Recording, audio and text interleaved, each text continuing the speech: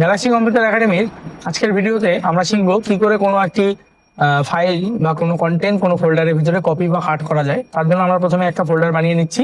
এই ফোল্ডারটার আমি একটা ডেমো নাম দিয়ে দিচ্ছি, ডেমো। এবার এই ফোল্ডারটার ভিতরে আমরা কোনো ফাইল কি করে কপি করে রাখবো আর কাট করে রাখবো সেটা দেখাচ্ছি। কপি করে রাখলে অ্যাকচুয়ালি ফাইলটা এখানেও থাকবে, নতুন জায়গাতেও থাকবে। রাইট ক্লিক করতে হবে, রাইট ক্লিক করার পরে কপি করতে হবে। কপিতে ক্লিক করে এই যে ফোল্ডার ফ্ল্যাগের ছবিটাকে আমি ডেমোর ভিতরে যাচ্ছি, গিয়ে এখানে রাইট ক্লিক করে পেস্ট করে দিচ্ছি। তাহলে দেখতে পারবো যে এখানে একটা ছবি চলে এসছে ইন্ডিয়ান ফ্ল্যাগের, এবং আগের জায়গাতেও একটা ছবি ইন্ডিয়ান ফ্ল্যাগের আছে।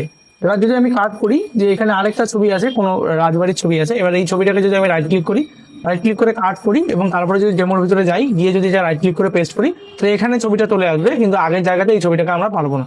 এটা হচ্ছে কপি আর কাটের মধ্যে পার্থক্য। এবং আমরা শিখলাম যে কত সুন্দর করে আমরা কাট বা কপি করে কোনো ফাইল বা ফোল্ডারকে অন্য কোনো ফাইল বা ফোল্ডারের ভিতরে রাখতে পারি। এভাবে কোনো ছবি বা কোনো গান বা কোনো যে কোনো ফাইলকেই আমরা চাইলে কপি বা কাট করতে পারি। Thank you.